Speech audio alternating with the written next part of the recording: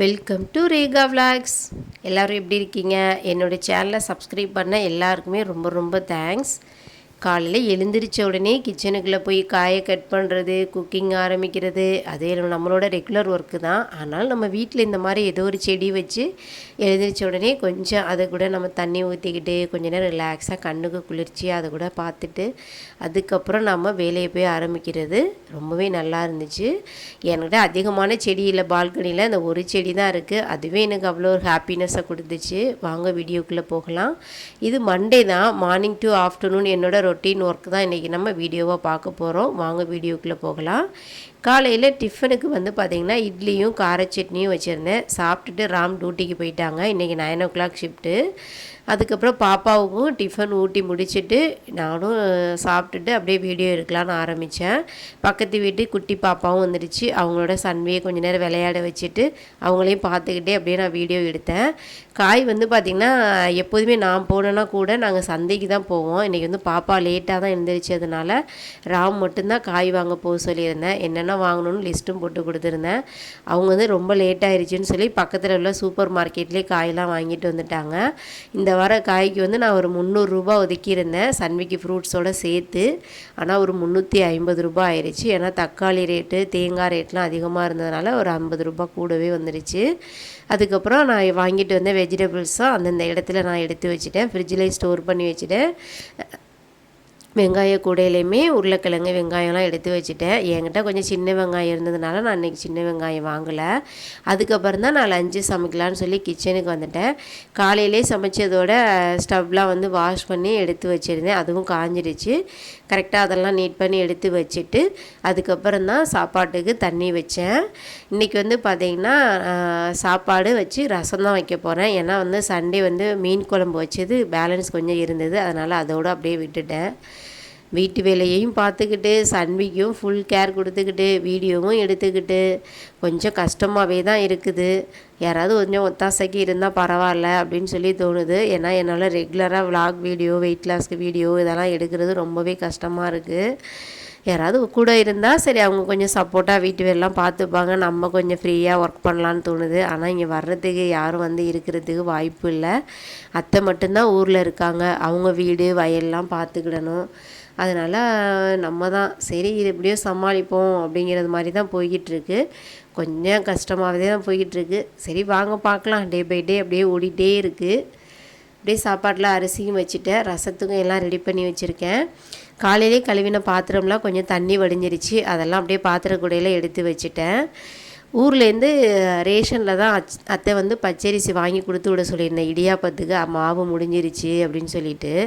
இட்லி சப்பாத்தி தோசையே சாப்பிட ஒரு மாதிரி இருக்குது. சரி இடியாப்பமும் கொஞ்சம் மாற்றி சாப்பிட்டுக்கலான்னு சொல்லி சரி இன்றைக்கி இந்த வேலையை முடிச்சிடலாம் அப்படின்னு சொல்லிட்டு சமைச்சு முடிச்சுட்டு அப்படியே அரிசியையும் நல்லா 2-3 டைம் நல்லா வாஷ் பண்ணி தண்ணியும் வடிய விட்டுட்டேன்.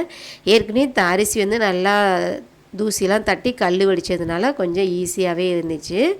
அப்புறம் ஃப்ளிப்கார்ட்டில் ஒரு குர்த்தா ஒன்று ஆர்டர் போட்டிருந்தேன். அதுவும் வந்துடுச்சு. வாங்க எப்படி இருக்குதுன்னு சொல்லி பார்க்கலாம். இந்த குர்த்தா தான், எப்படி இருக்குதுன்னு சொல்லி பாருங்கள். இதுக்கு லெகினும் ஷாலும் மேட்ச் பண்ணலாம் அப்படின்னு சொல்லி எடுத்து ஓப்பன் பண்ணி பார்த்துட்டு இருந்தேன். அப்படியே சன்வியும் விளையாடின்னு வந்துட்டாங்க. அதுக்கப்புறம் இங்கே பீரோவில் ஓப்பன் பண்ணால் எல்லாமே கஜா முஜான்னு ஆயிருன்ட்டு அப்படியே வச்சுட்டு வந்துட்டேன். தண்ணியும் வடிஞ்சிருச்சு. சரி அப்படியே மாடியில் கொண்டு போய் அரிசியை காய வச்சுட்டு வந்துடலான்னு சொல்லி பாப்பாவையும் கூட்டிக்கிட்டு டெரஸ்க்கு போயிட்டேன். காற்றடி காலம்தான், ஆனால் இன்றைக்கி கொஞ்சம் காற்று கம்மியாக இருந்துச்சு. வெயிலும் பார்த்திங்கன்னா கொஞ்சம் டிம்மாக தான் இருந்துச்சு. சரி தண்ணி வந்து நல்லா வடிஞ்சதுனால சரி ஓரளவு அரிசி காஞ்சிரும் அப்படின்னு சொல்லிட்டு ஒரு ஒயிட் கிளாத்தில் அப்படியே காய வச்சுட்டு வந்துட்டேன். இடையிலே சன்வி வந்து காய வைக்கிற வேலையில் அவங்களும் வந்து ஈடுபட்டுட்டாங்களா, கொஞ்சம் சிரமமாகவே தான் இருக்குது. அரிசியெல்லாம் அங்கங்கே அள்ளி போட்டுட்டாங்க. இப்படியே தான் ஓடிட்டுருக்கு. முன்னாடிலாம் சன்வி 2 நேரம் தூங்குவாங்க. எனக்கு கொஞ்சம் ஃப்ரீயாக இருக்கும் வேலை பார்க்குறதுக்கு. இப்போல்லாம் வந்து ஒரே டைம்ங்கிறதுனால கொஞ்சம் கஷ்டமாகவே போயிட்டு இருக்குது. அவங்க தூங்குறதுக்கப்புறம் தான் எனக்கு கொஞ்சம் ரெஸ்ட்டு கிடைக்கிற மாதிரி இருக்குது. காய வச்சுட்டு வந்துட்டு வீடெல்லாம் அப்படியே கூட்டி ஹால் மட்டும் வந்து பார்த்திங்கன்னா டெய்லியுமே மாப்பிங் போட்டுருவேன். பாப்பா வந்து ஹாலில் தான் விளையாண்டுட்டே இருப்பாங்க. அதனால் வந்து ஹால் மட்டும் கூட்டி மாப்பிங் போட்டேன். மற்றபடி பெட்ரூம் கிச்சன்லாம் வாரத்தில் 2 நாள் கம்பல்சரி மாப்பிங் போட்டுருவேன். அப்படியே மாப்பிங் போட்டுட்டு டைமும் ஆயிடுச்சு. சரி சன்வியை குளிக்க வைக்கலாம் அப்படின்னு சொல்லிட்டு அதுக்கும் அப்படின்னா ரெடி பண்ணிட்டேன். சன்விக்கு குளியலுக்கு வந்து பார்த்திங்கன்னா டெடி பேர் சோப்பும் குளியல் பொடியும் யூஸ் பண்ணுறேன். வாரத்தில் ஒரு நாள் வந்து பார்த்திங்கன்னா ஒரு கடலை மாவு பைத்த மாவும் அரைச்சி மிக்ஸ் பண்ணி வச்சுருக்கேன். அதை போட்டு வாரத்தில் ஒரு நாள் குளிக்க வச்சுருவேன். குளியல் பொடி போடுறதுனால ஸ்கின் கொஞ்சம் நல்லாவே தான் இருக்குது, கலர் ரொம்ப டிம் ஆகலை. குளிச்சுட்டு வந்ததுக்கப்புறம் இந்த சன்விக்கு ஹேர் கோம் பண்ணி பொட்டு வச்சு பவுட்ரு இன்னும் யூஸ் பண்ணல. பொட்டு வைக்கிறது இதெல்லாம் கொஞ்சம் கஷ்டமான வேலை தான். கொஞ்சம் கொஞ்சமாக அவங்கள சமாதானப்படுத்தி பண்ணுறதே கொஞ்சம் கஷ்டமாயிரும்.